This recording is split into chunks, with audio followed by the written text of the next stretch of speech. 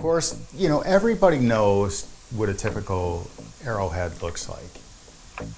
Or maybe perhaps a curtain point, a projectile point that may be a spear point or knife blade. And we also are familiar with celts or celts. Here's a flint-knapped one, and here is another version of a celt, which is a hard stone one. We also understand scrapers and hammer stones, but there's a lot of different tools that we've discovered that don't fit the typical or normal archaeological paradigm. So for example, we've got a tool here that is made out of flint, and it's a beautiful piece of flint. However, flint isn't native to this area, so it was brought here through either travel or trade, but it doesn't match any pattern of any tool that has been, to my knowledge, identified in the archaeological record. But if you examine the edge, it is very beautifully flint knapped all the way around. Here's another tool that doesn't seem to fit anything I've seen recorded, and if you look at the top, it does have a distinct pressure flake design to it. Additionally, there are many other tools that we find that are so unusual. They don't seem to look Native American whatsoever. For example, we've got projectile points, and they look more like tools that you would see in an Oldowan or Acheulean or Mousterian cultures.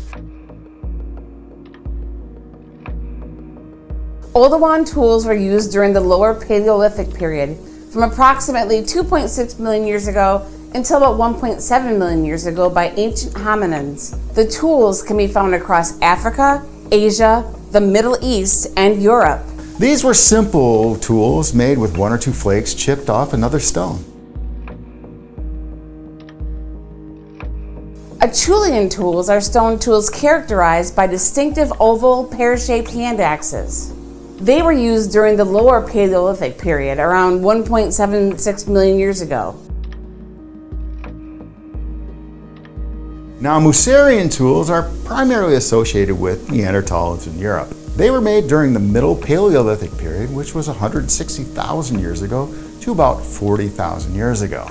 They were hafted tools or stone points, blades sometimes mounted on wooden shafts, primarily defined as a flake-based tool. So let's take a look at some of the tools that we found locally. Now, this is a brown flint tool that we found in West Michigan this year, 2021. And if we compare it to a very ancient point, this is a point from the Middle Paleolithic period, and it is estimated to be 30,000 to 85,000 years old. To me, it's astounding the similarities we see in the way it was manufactured. It's not the typical pressure flaking methodology we see with more modern tools. Now, earlier we talked about Oldowan tools, and Oldowan tools represent probably the earliest tools manufactured by man. They can be as old as 2.6 million years, and they were made to roughly about 1.7 million years ago.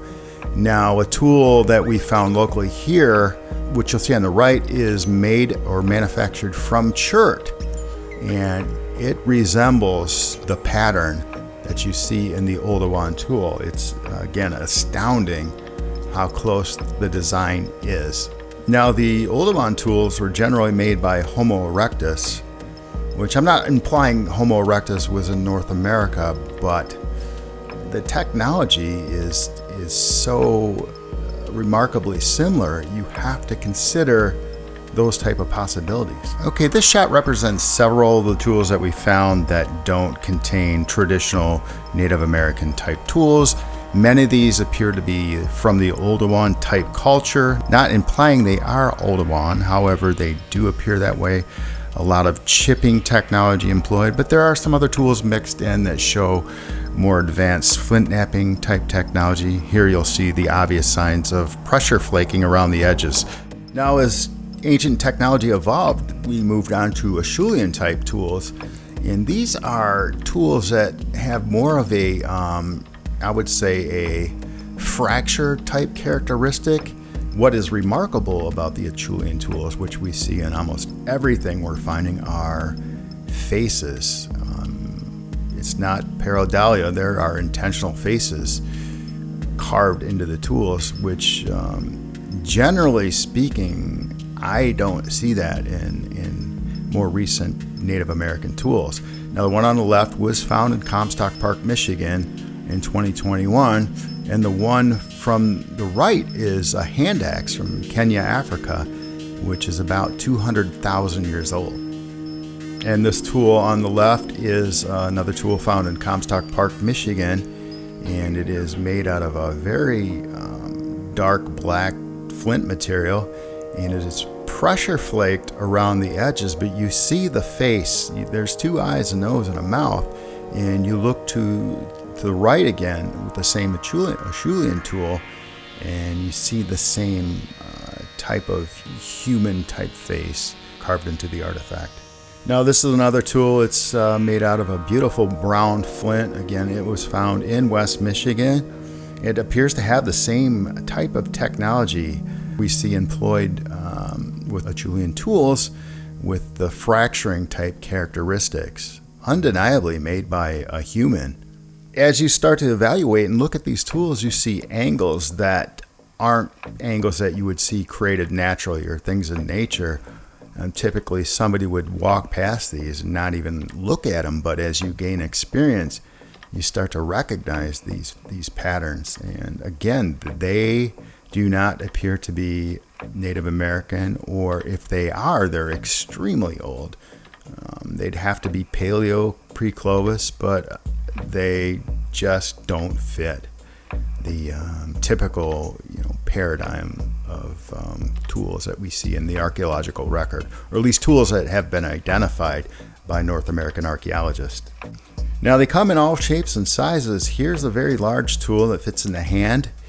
It is shaped like a projectile point. The edges aren't particularly sharp, but you can see as you review the tool, it has been modified, it has been worked. It's very obvious. And not all tools have pressure flaking. Again, there's different techniques involved in making tools, like the fracture technique, but a lot of them do have pressure flaking, and that's one of the things that most people associate with artifacts is the telltale flint napping or pressure flaking we see around the edges. Many of these artifacts have that.